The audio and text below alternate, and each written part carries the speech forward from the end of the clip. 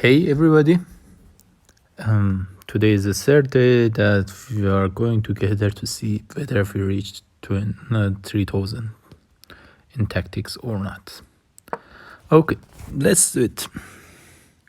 For this one, I'm thinking it was very nice if my knight was on g2 and then I could say check with queen on e1.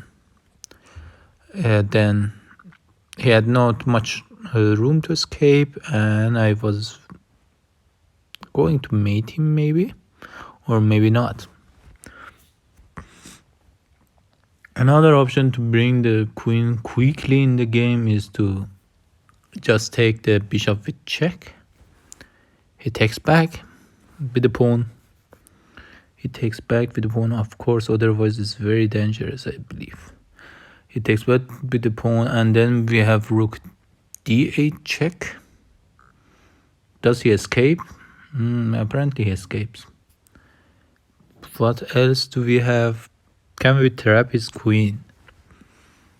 I don't think so, but I think taking bishop is a safe move, right? Or isn't? Let's count the number of pieces. We are down a complete piece. We are down a rook. And yeah, I think this check is forced. Oh, he didn't take it. Bad boy. No, I want to go to e1 with the queen and the next move to d1 and say checkmate. If I go to e1, he doesn't take my knight, he can escape with the king, right? He escapes to like b3, and then what else I will do? If he escapes to b3, I think I can play with my knight and say check and maybe sooner or later mate him. So I think this is forced because it has two moves, yes? King b3. I'm talking about queen e1. King b3 and the other move is playing f3. If he plays f3, then I have some other checking chances, like check with knight on e3. Eventually he goes to b3. He goes to b3 and then I can attack. I can say another check from d1. Where does it go? He doesn't have any place to go. Okay, let's do it. Okay, he gives off a rook, a full rook, in order to prevent checkmate. Can we do better? I can take the rook, right? But in actual fact, I don't need this rook. Can I say check and hope for mating him? No, I don't think. I was thinking about check from e2. Apparently, it's not that helpful. Alright, but instead I can take the rook and then take the g-pawn and keep my attack running. Yeah, if I take the rook, he takes my knight maybe, but I don't think taking my knight is a wise idea, because then I take the g-pawn and my attack is still continuing and he's in a big trouble. So let's take this rook. Oh, he gives up the other rook as well. No, taking the g-pawn is not very good, because if I win the g-pawn, I don't win much, because the knight is defended, his knight is defended, and I don't have a attacking chance. Do I have attacking chance? I don't know, maybe I have. But I can't take his rook, it's just too much material. Okay, good. Let's go for the next one. I'm thinking I will check with the bishop on h3. check with the bishop. Where does the queen go? So the reason I want to say check is to kick his queen away, his king away. And I don't have many active pieces, right? And he's attacking my bishop, and he's saying check from f5, and this bishop h3 check prevents all of them. So I think this is force, otherwise I'm completely lost, right? If we survive, we win, because we have a lot of material. Okay, interesting. He blocked the check. No, we can attack the knight with the queen, right? Does he have any check? He has one check. He has one check. And it's perpetual check, right? He has a check at d4.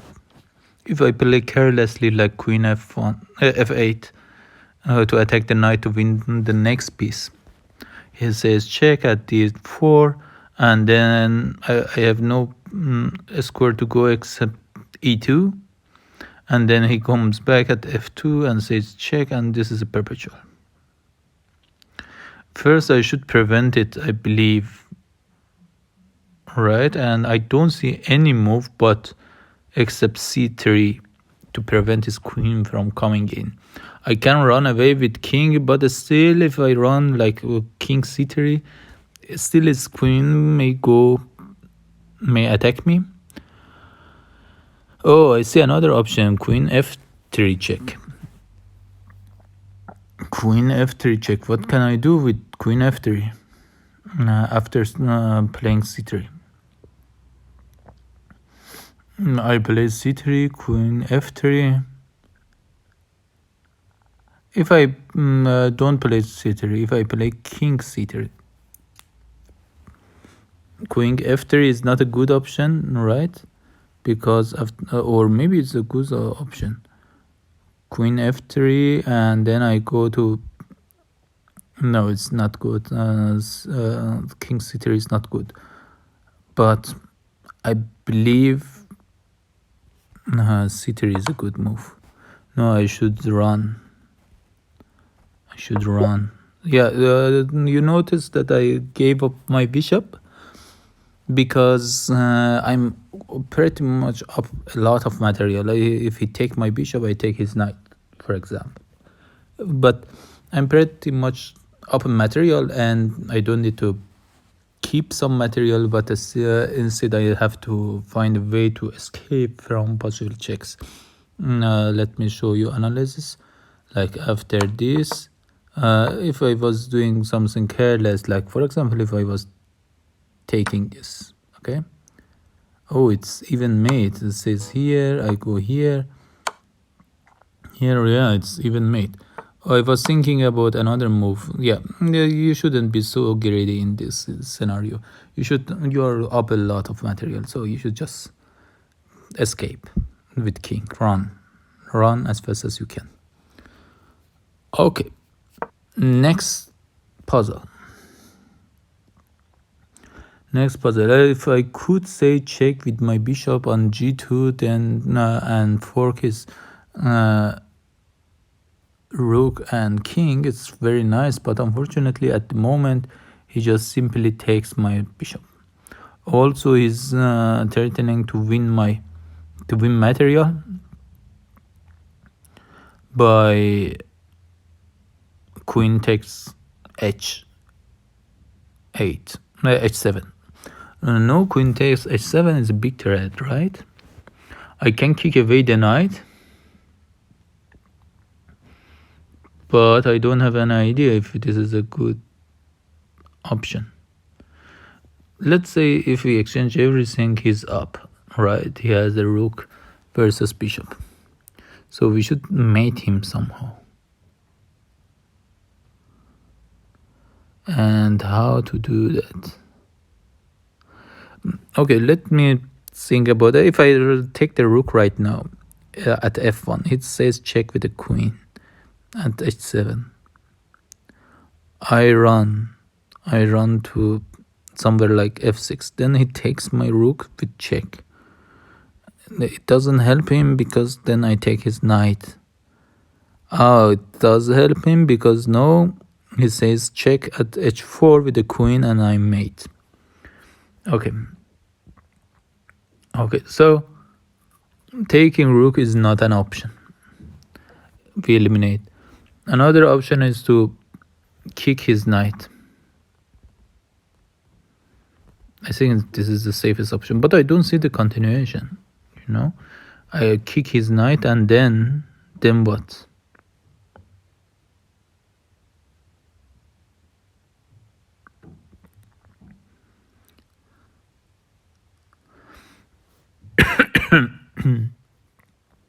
If I don't kick his knight, if I defend, for example, h7 pawn with queen, then this is very bad because he still can take my h7 pawn in this time with the knight, for example. If I take it back, he will destroy me. He will take my rook with the queen, and this is not good. Or if I take his rook first, he takes rook back and then says check and at f6. Okay, I think kicking his knight is the only option right now. As you have noticed, I didn't thought about this move. I just played it.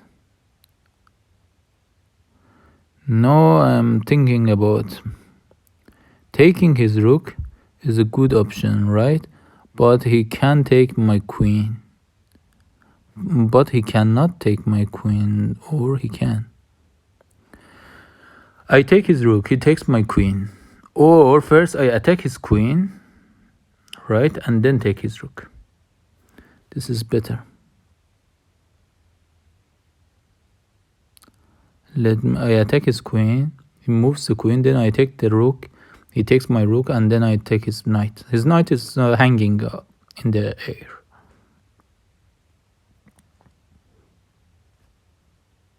Okay, so let me, if I take his rook right away, he takes my queen. And at first I thought that I have a mate at h8, but I don't. At h1, I don't. So let's kick him. Okay, he gives up a queen, and we are happy with that. Oops, we are progressing very slowly because it's tactics are not so easy, and but not too hard, and we don't get much of points. Okay, I'm thinking about queen h5 check, as you all may think the same way. Queen h5 check, king can go two places. Of course, it doesn't play g6. It's pointless. Or maybe he plays, but anyway, it ends to the same road. Okay, if he plays king e7, let's see the easier way. King e7 and king d7 are the two options. King e7, I say check with the queen at f7, and he has only one square, and that's d6. d6 square is the only possible option. Or I don't need to say check, but if king d7, I play knight f7. King e7 or d7, I play knight f7 to fork his rook and queen.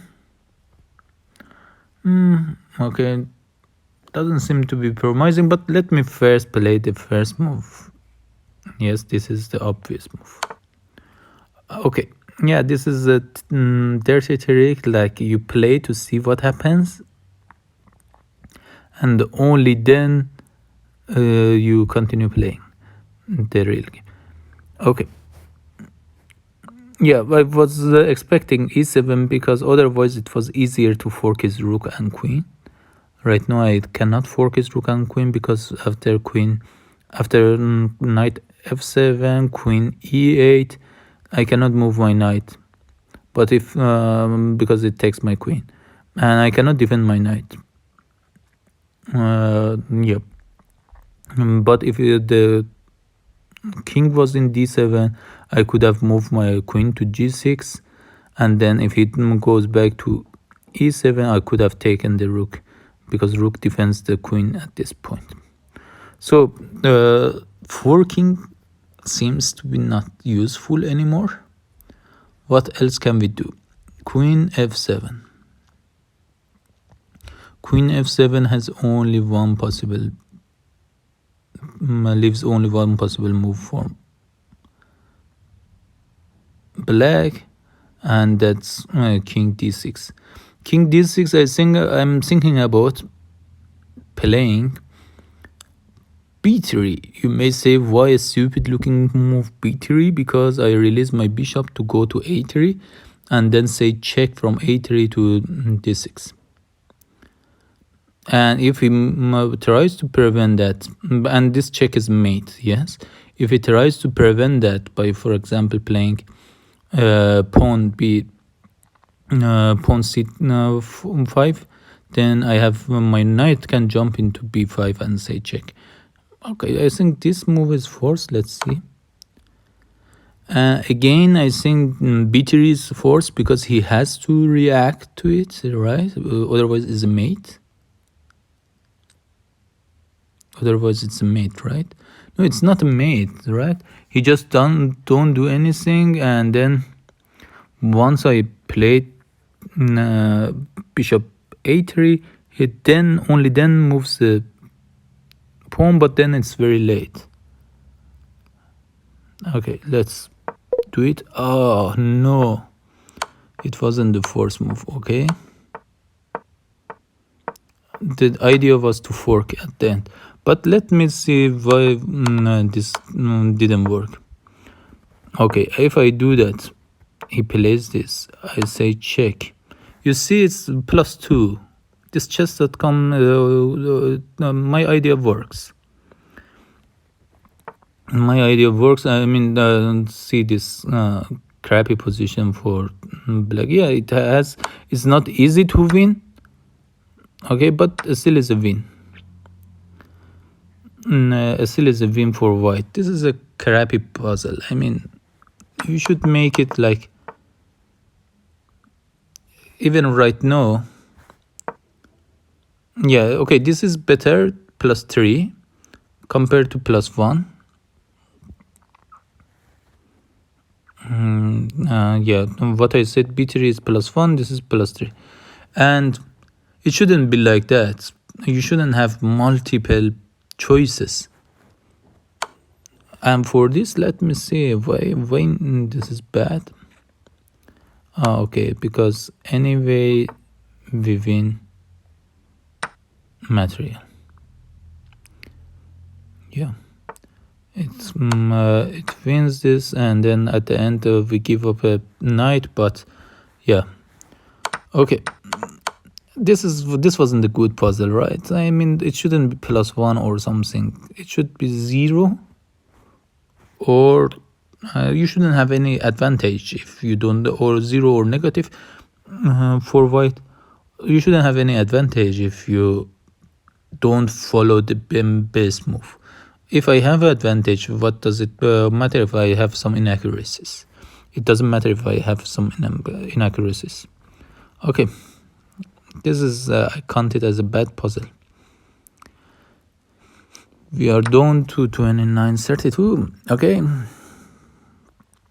in this puzzle, our knight is gunner, and there's no way to defend it, right? So we should be able to mate white. I'm thinking about queen takes f4. Queen takes f4 with the threat that at h2 I want to almost mate my opponent. If he takes my knight, I take the h2 pawn, and it's somewhat close to mate. But if he doesn't take, and plays, okay, what can he play actually? He should do some active move. He cannot play like rook e2, no, e3, no, sorry, rook f3, because after I take the f4 pawn, he play something like rook f3 to prevent me attacking him. I first take the rook with check, and then yeah, then I can continue attack. Let me take the first one. Okay, now I'm thinking about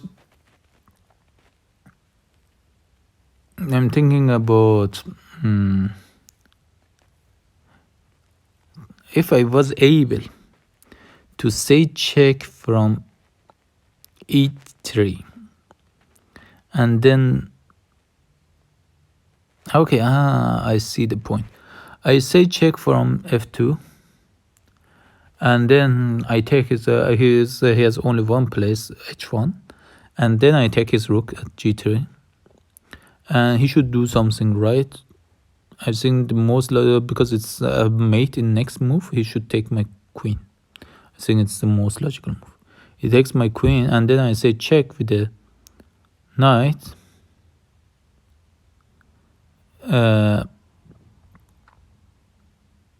He goes back with the king,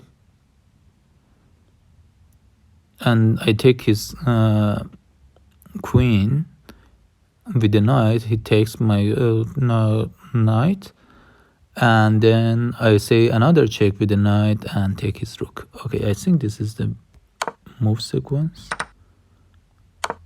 Okay, he didn't come back, but it's the same story. Okay